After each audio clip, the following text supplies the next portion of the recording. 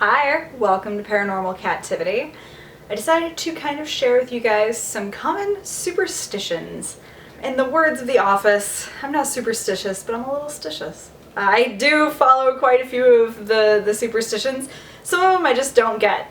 So I just thought it might be interesting to share some common ones, let you know my personal feeling towards them, and then maybe you guys can let me know which superstitions you follow, if there are any that you do that I don't mention, or if you think superstitions are just silly old-timey folklore and that they need to all be ignored. So here are some superstitions for you. Friday the 13th. I personally consider a really lucky day. I've never had a bad Friday the 13th, and I love the movies, and I love the fact that it's something that people are already kind of freaked out by for no real reason. And just the number 13 in general being unlucky. I've always found the number 13 very lucky. My dad is one of 13 children. His mom, whenever she was older, she got apartment number 13. 13 was her lucky number because of her kids. Like, I've always looked at number 13 as a lucky number because of that. And then I don't really have any unlucky numbers. For the most part, I find most numbers to be lucky, especially repeating numbers. All repeating numbers I make wishes on if I see them on clocks, or if I see them on a receipt, or if I see them anywhere. I make wishes on repeating numbers, street signs, whatever I find. Even the number 666 that freaks out a lot of people, I still make wishes on it because I think it's a lucky number. I think synchronicity of numbers lining up is just very cool to me. Plus, I've also heard from other people that the number 777 is the real evil number and that 666 was not. Regardless, I make wishes on 7s and 6s and all numbers because I think they're all lucky. Black cats. If a black cat crosses my path, I consider it good luck. I know that's weird. I like seeing cats out and about, and especially where we live, we call the alley next to our apartments Stray Cat Alley because there's just tons of cats. So I pass quite a few black cats on a daily basis, and I'd much rather think of them as lucky than unlucky. Good luck horseshoes. I've heard this from a few different sources that if you hang a horseshoe with hooks up either over a door, over a bed, or around a doorknob, they're incredibly lucky. If it is over a bed, that it could be kind of used like a dream catcher to also help with dreams and such. I believe in that one, actually. I have a horseshoe hanging that direction over our front door to bring in good luck every time we use it. So that one I do kind of believe in, and along with the dream aspect, dream catchers. I'm sure you guys have probably seen these like little feathery diddlies hanging off to the side in most of my videos. It's 3 different dream catchers that I have all hanging in one section. And I also make dream catchers. I make them for new babies a lot. I don't know why, but I've always thought the dream catchers were very cool. That's one that I follow. Opal. The stone of opal. Beautiful, iridescent, fiery, multicolored, pretty white and other iridescent colors through it, opal. Some people consider it unlucky to wear opal if it's not your birthstone, or if you have opal and it loses a lot of its color, it's considered bad luck. I personally love opal. I don't have any opal jewelry, but I wouldn't consider it unlucky to have it. I've also heard of people wearing jewelry for a very long time, and when the stone falls out that it's unlucky. Especially like with gypsy culture, if you're wearing a ring and the stone falls out, it's supposed to be unlucky. I don't really feel that way. I like jewelry.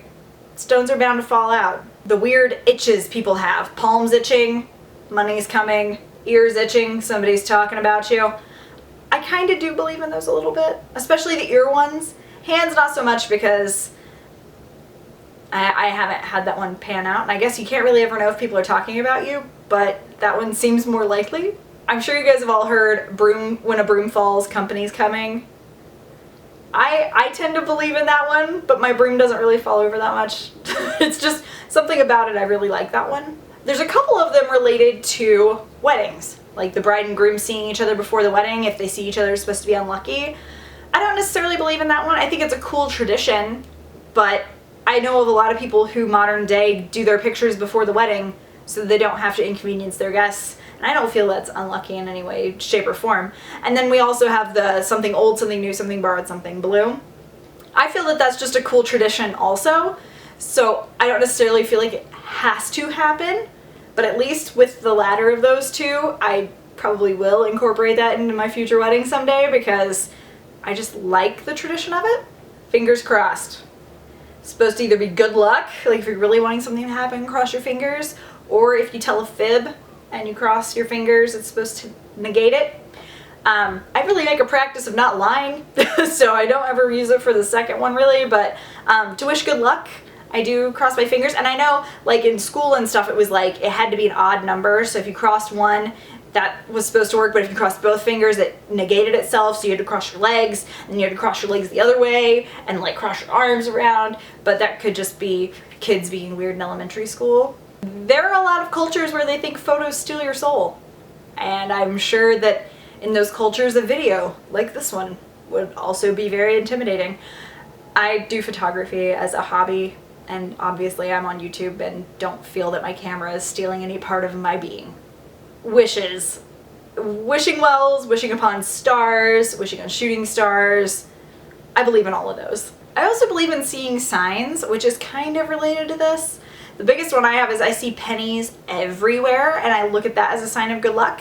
But I know those are highly individual things, people's like signs and symbols, so I just thought I'd throw that in there so you know a little bit more about me. Opening an umbrella inside.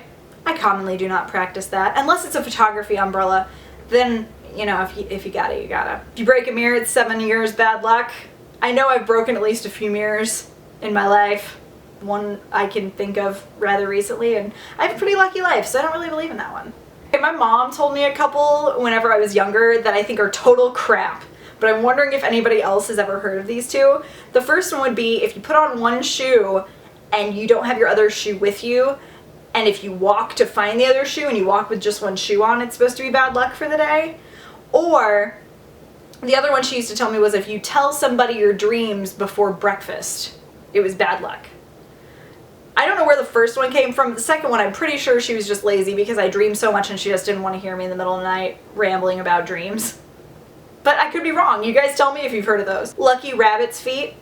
Now, I don't believe in that necessarily, but there was a time in my life when I went to the roller rink and I got a purple rabbit's foot for good luck. So I know a part of me has believed in that at some point in my life, but it's not something like I avidly keep or use or do. But if I had one, I'd probably put it in my little creepy cabinet back here because I'd feel like if it was lucky somehow, it's not like I'm just gonna not use it. Knocking on wood. I don't really knock on wood all the time. I might say knock on wood and just knock on whatever is near me.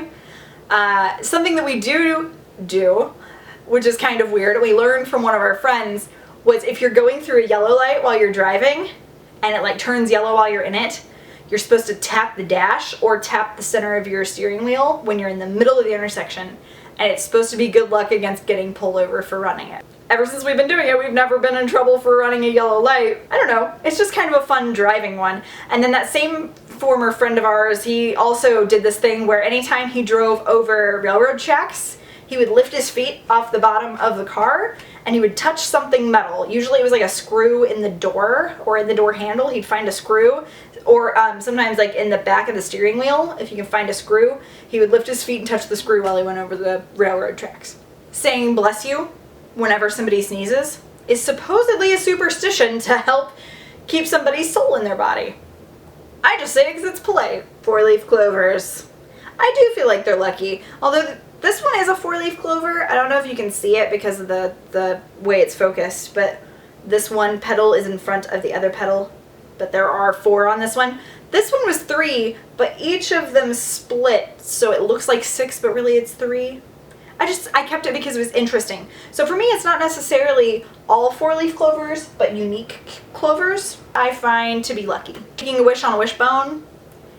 I don't normally get the chance to touch a wishbone, but when I do, I usually do break it with somebody and try and make a wish. Another thing kind of related to marriage, but not really, was whenever you buy a new house, you're supposed to carry somebody over the threshold for good luck.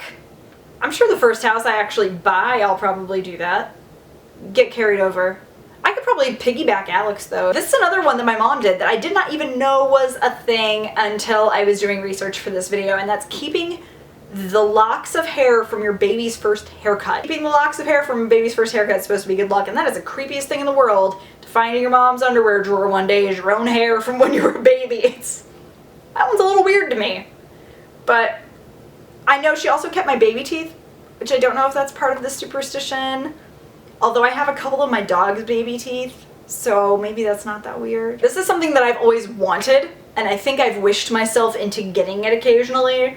But when old people have like ailments that are controlled by weather, and they'd be like, oh, my joints, it's gonna snow. Like, I always thought that was so cool. I was like, I want psychic ailments. Come on, I could deal with a little uncomfortability to be able to predict crap. But now I get like really severe allergy reactions to when the weather changes, so I don't know if I wish that upon myself or just grown into it. But do you guys think that that's actually a thing? I think some people can do that. And honestly, if it ever gets worse, I'll still think it's pretty cool. Cabbage on New Year's. Whoever was the monster that decided we need to eat cooked cabbage on New Year's didn't know what luck is. Because I don't abide by that. I do not like cabbage. I do not understand why I need to eat it in order to have a great next year. Step on a crack, break your mother's back. You're gonna step on cracks all the time. I didn't know this was a superstition, but supposedly being inside of a circle protects you from evil spirits. And after I read it, I was like, that makes so much sense. Hocus Pocus, Circle of Salt. The show Reaper, they have that circular room where the devil can't hear them. So it makes a lot of sense, but I never knew that was a superstition. Holding your breath when you pass a graveyard. I think everybody has heard this. If you haven't heard it, it would shock me, so please tell me. But I've always heard to hold your breath when you pass by a graveyard. And when I was little, or like occasionally I would do it, especially if it was like a huge graveyard, just to see if I could do it. But I don't necessarily feel like it's supposed to happen. I love going to graveyards, so this is by far probably the weirdest superstition I read while I was doing research for this. And it's that bird poop is good luck. If a bird poops on you, it's supposed to be incredibly lucky, and if it poops on your car, you're supposed to be getting money. Supposedly when you shiver or get goosebumps out of nowhere, somebody's walking over your grave in the future. I must be in a very highly populated area when I get buried, because it's just like constant. This is another one that I've heard from a couple people, is if you are handing somebody a pocket knife and they open it, they have to be the one to close it before they hand it back. I'm still fascinated by the fact that these things happen and that culturally they're all so different. I know I've read about like different cultures that believe moles on different parts of the body are superstitions and foretelling of different things for that individual's life. And I guess if you follow that, like palm reading and things like that could also be kind of superstitions, although I feel like that's more divination, but that's a video for another time. Have an amazing rest of your day, night, weekend, just whatever it is, make it wonderful. And I will talk to you again next time. Bye!